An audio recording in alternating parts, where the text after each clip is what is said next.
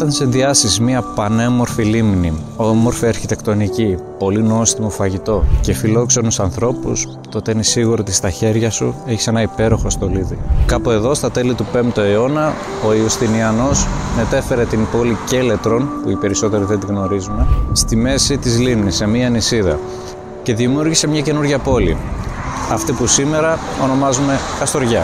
Κυρίες και κύριοι, καλώς ήρθατε στην Καστοριά.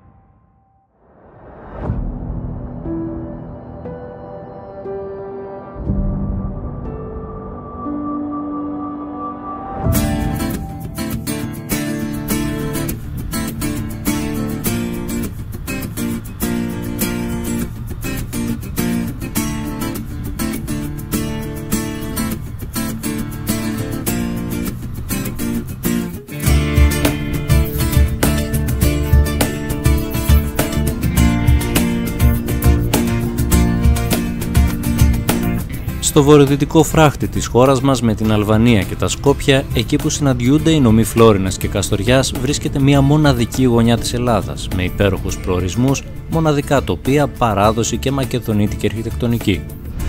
Και όταν λέω γωνιά δεν είναι και κανένα μικρό κομμάτι, οι νομοί αυτοί πιάνουν μαζί γύρω στα 3.500 τετραγωνικά χιλιόμετρα. Δεν το λες και γωνίτσα. Και θα μπορούσα να αφήσω τη μουσική και να απολαύσω τη διαδρομή μου, αλλά θα σας βάλω λίγο στο κλίμα. Βρισκόμαστε λοιπόν στην πολύ βόρεια Ελλάδα, σε μικρή απόσταση από τα σύνορά μας, για να δούμε για πρώτη φορά κάποια μέρη που εδώ και πάρα πολύ καιρό τα είχα σηματέψει στο χάρτη. Και προβλέπω, σύμφωνα με αυτά που έχω δει μέχρι τώρα, πως θα δούμε μαζί πολύ ωραία πράγματα.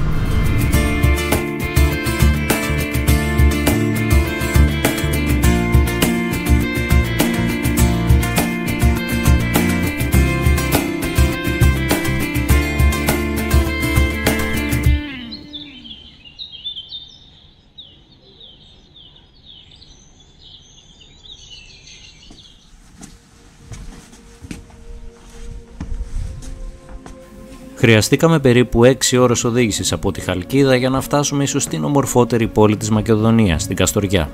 Από εδώ θα ξεκινήσουμε για να ανακαλύψουμε ένα μικρό μέρος από την αστήρευτη φυσική ομορφιά της περιοχής, με την πλούσια ιστορία, τα επιβλητικά αρχοντικά, τους παραδοσιακούς οικισμούς και τα απίστευτα τοπία της φύσης.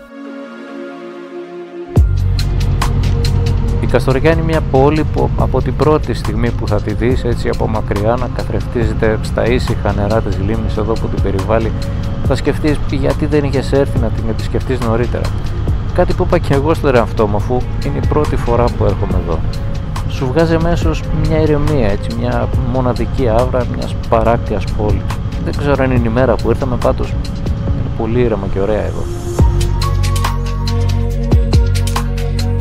Ξεκινήσαμε λοιπόν τον περίπατό μας μέσα από την παλιά πόλη της Καστοριάς, εκεί που βρίσκεται χτισμένη η σύγχρονη ιστορία της. Το Ντολτσό, όπως ονομάζεται, είναι η πιο παλιά και γραφική συνοικία στην Καστοριά. Παραμένει ανέπαφη από το χρόνο με τα πανέμορφα αρχοντικά και τα λιθόστρωτα καλυτερίμια. Λοιπόν, αυτή η συνοικία είναι η συνοικία Ντολτσό, λέγεται αυτή η περιοχή. Είναι εδώ που είχαν τα αρχοντικά τους οι γουναράδες της περιοχής. Και ό,τι έχουν φτιάξει, τα έχουν αναπαλαιώσει ακριβώς με τον ίδιο τρόπο όπως ήταν χτισμένα τότε.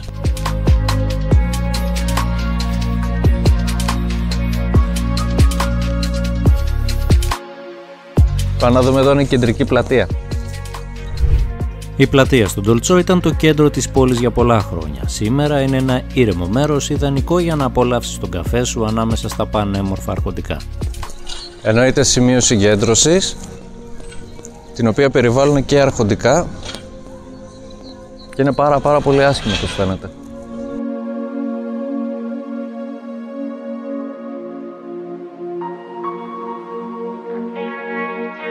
Λοιπόν, αυτός είναι ο παλιός κλασικός τύπος αρχοντικού. Εδώ κάτω ήταν η γουνοποιία, το φτιάχνανε με πέτρες, να είναι στιβαρό, και πάνω τα δωμάτια για αυτούς που δουλεύουν, και ακόμα πιο πάνω ήταν αυτός που είχε, ο γουνοποιός, το σπίτι, ναι. Και ο γυναικονίτης, είχαν και γυναικονίτη. Άστο κάτω. Ναι.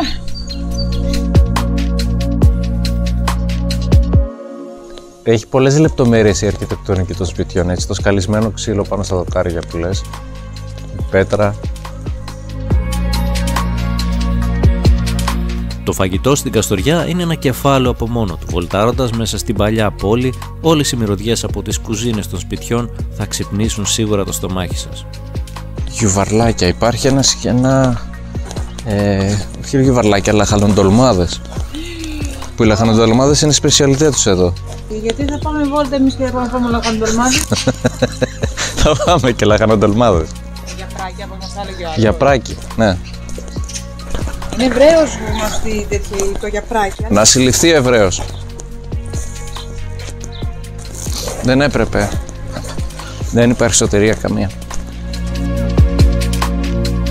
Πήγα να πω τι φοβερό γλυπτό είναι αυτό εκεί πάνω το πουλί, και τελικά είναι αληθινό πουλί. Έλα, πάμε να φάμε γιαπράκι, έλα. Δεν κάνουν έτσι τα πουλιά, να ξέρεις. Και κάπως έτσι, με τα κόπων και βασάνων, φτάσαμε στην περίφημη Γυρολιμνιά. Πραγματικά μιλάμε για ένα απίθανο μέρος. Το κομμάτι της Καστοριάς που είναι όλη της η ομορφιά, πιστεύω. Πέρα από τα αρχοντικά που έχει μέσα, αυτό το πράγμα εδώ πέρα είναι αυτό για το οποίο έρχονται όλοι και είναι αυτό που δίνει αυτό το ρομαντισμό σε αυτή την πόλη. Η Γυρολιμνιά λοιπόν είναι ένας δρόμος, ένα μονοπάτι, το οποίο είναι στις όχθες προφανώς της λίμνης και το οποίο φέρνει γύρω όλη την λίμνη, φέρνει την πόλη, ξεκινάνε όλοι από την νότια παραλία της πόλης και κάνουν το περπάτημά τους, πηγαίνουν γύρω και βρίσκονται στην βόρεια παραλία. Αυτή τη στιγμή είμαστε στην νότια παραλία και εννοείται ότι μπορείς να πάρεις και από εδώ και από τη βόρεια παραλία το καραβάκι για να σε πάει μέσα στη λίμνη και να πάρεις υπέροχες πραγματικά εικόνες.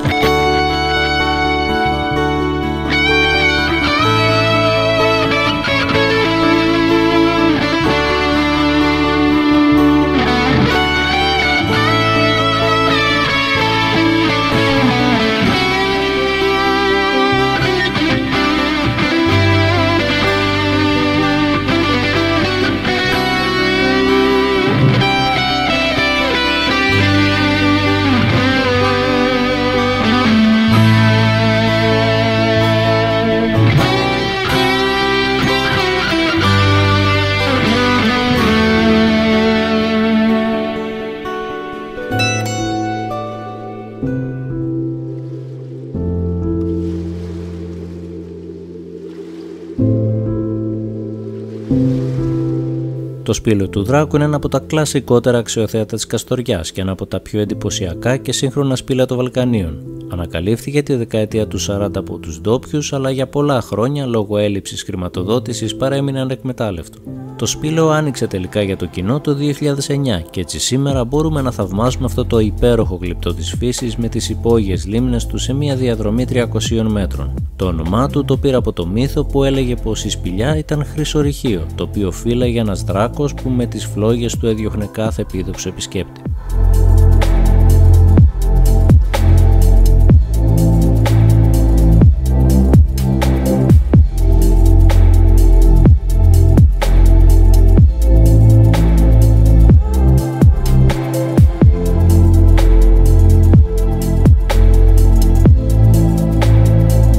Μόλις βγήκαμε από το σπήλαιο είναι πραγματικά μια φοβερή εμπειρία. Το να βλέπεις όλα αυτά που έχει δημιουργήσει η φύση είναι πάρα πολύ εντυπωσιακό.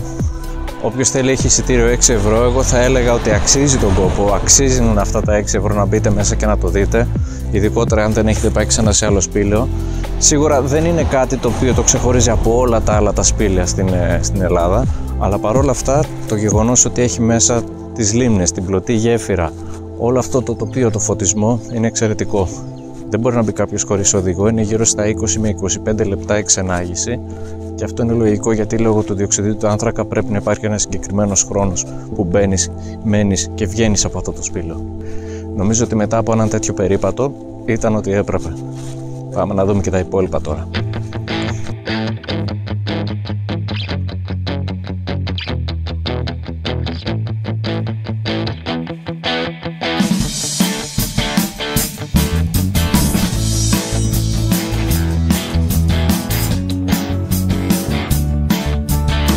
Και ποια είναι τα επόμενα?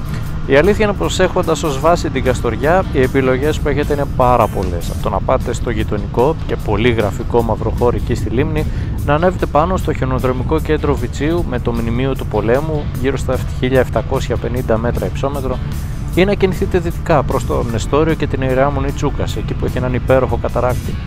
Το μυστικό για να γυρνάς σε ένα μέρος είναι να αφήνεις κάποια από τα μέρη που σε ενδιαφέρουν, ώστε να έχεις λόγο να ξαναέρθεις. Εμείς λοιπόν θα πάμε ανατολικά και μάλιστα θα αλλάξουμε και νομό, θα μπούμε στο νομό Φλόρινας. Θα ανέβουμε στα 1350 μέτρα περίπου υψόμετρο για να σας μεταφέρω σε ένα από τα 10 ομορφότερα χωριά σε όλη την Ευρώπη. Δεν το λέω εγώ, η UNESCO το λέει. Και έχει και δίκιο.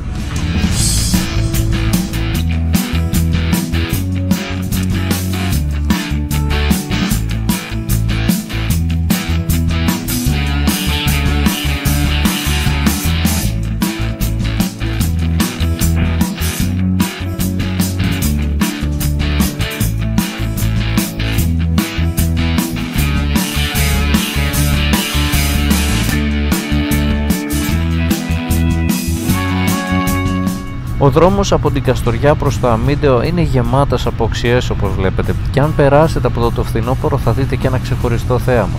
Αυτό το πανέμορφο έτσι κόκκινο καφέ χρώμα να πλημμυρίζει την πλαγιά του Βιτσίου για μια διαδρομή περίπου 50-60 χιλιόμετρων.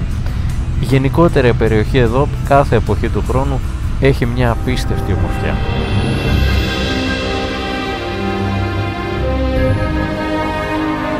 Ανεβαίνοντας το στριφτερό δρόμο προς τον Νυμφαίο, στα αριστερά μας είχαμε μια πανοραμική θέα της περιοχής, με τις λίμνες Ζάζαρη και Χυμαδίτιδα να κλέβουν την παράσταση στο οροπέδι.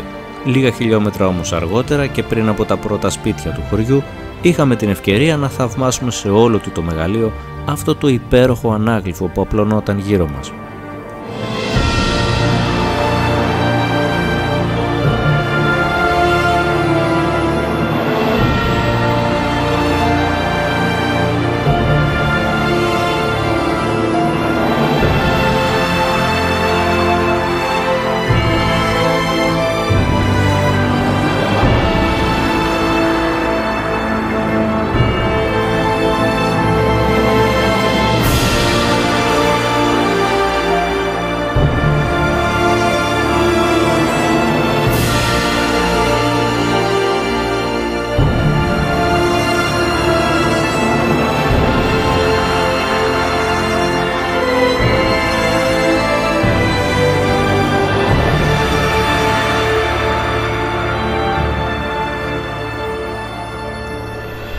Το όνομα Νεβέσκα σας λέει κάτι? Προφανώς και όχι στους περισσότερους. Αν όμως σας έλεγα πως είναι ένα χωριό το οποίο χαρακτηρίστηκε από την UNESCO σε ένα από τα ομορφότερα χωριά της Ευρώπης, παρότι μένουν εδώ λιγότερο από περίπου 150 άνθρωποι, είναι ουσιαστικά η νύφη της Φλόρινας, αυτό που εμείς σήμερα ονομάζουμε Νυμφαίο.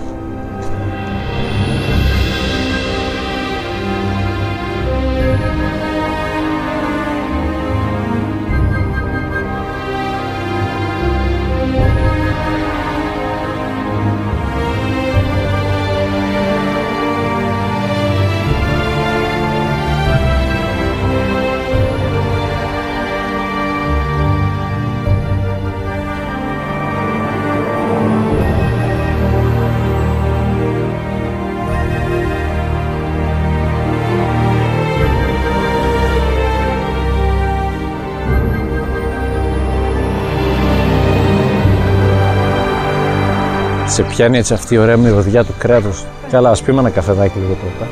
Αυτή είναι η κεντρική αγορά, η κεντρική πλατεία. Ω, κοίτα εκεί για καφέ. Καθίσαμε στον ήλιο για να ζεσταθούμε και λίγο, να πιούμε ένα καφέ πριν συνεχίσουμε τη βόλτα μας στον Νυμφαίο. Λοιπόν, θα πιούμε 2 ωραία καφεδάκια και μία χορτόπιτα θα δοκιμάσουμε.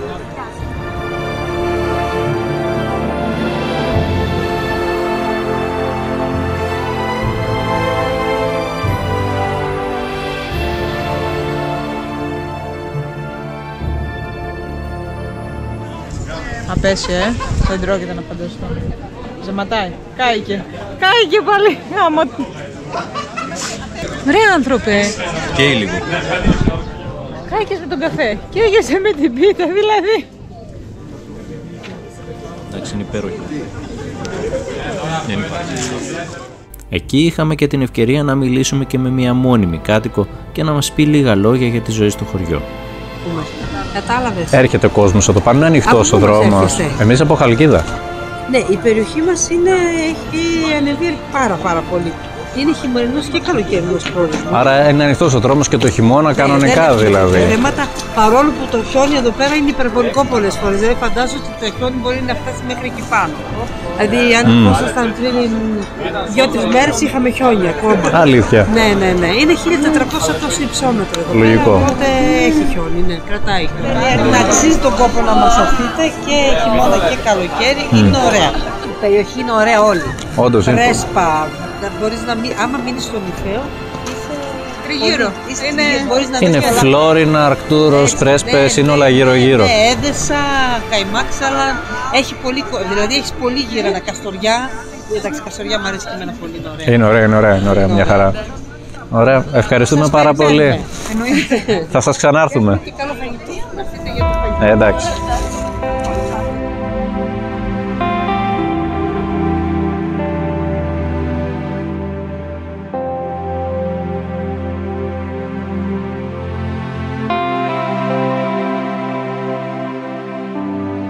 Το καλό είναι ότι αρκετοί άνθρωποι οι οποίοι έχουν καταγωγή από εδώ τα τελευταία χρόνια έχουν βοηθήσει και έχει ανέβει αρκετά το Νυμφαίο, γιατί έχει πραγματικά αρκετά πράγματα να δώσει. Και στο κέντρο του Νυμφαίου λειτουργεί και το κέντρο ενημέρωσης Αρκούδας.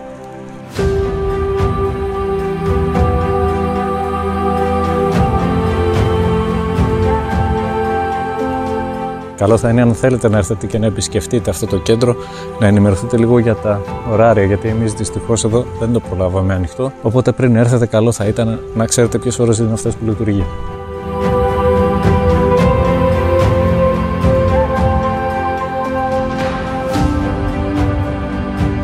Αυτό εδώ το αρχοντικό είναι το εγκαταλελειμμένο αρχοντικό του Παύλου Μελά. Τι λες τώρα. Εδώ έμενε, αλλά δυστυχώς είναι τελείως παρατημένο. Οπότε φαντάσου ιστορία που κουβαλάει μέσα αυτό το σπίτι.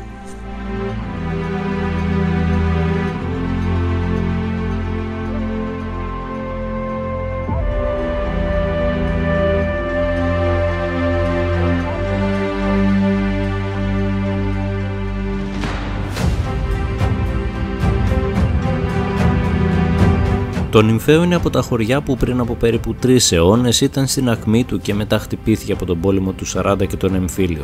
Και σήμερα είναι ένα χωριό που βάζει πρότυπα στο πώς θα πρέπει να ξαναζωντανεύει ένας τόπος. Με τα επιβλητικά αρχοντικά, τις στέγες από λαμαρίνα και έχοντας σωστή υποδομή, αποτελεί πλέον ένα από τα πιο τουριστικά μέρη στη Βόρεια Ελλάδα. Και σου αφήνει μια γεύση αρχιτεκτονικής τελειότητας. Όλα είναι σωστά και στη θέση τους, με ένα πολύ ξεχωριστό χαρακτήρα.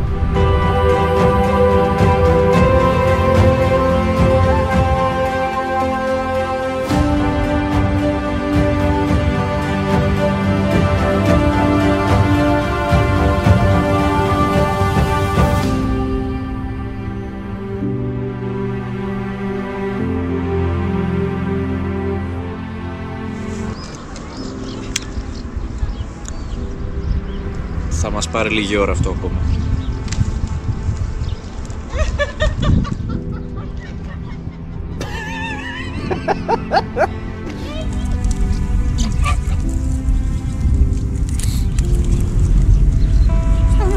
Στον αέρα, ρε.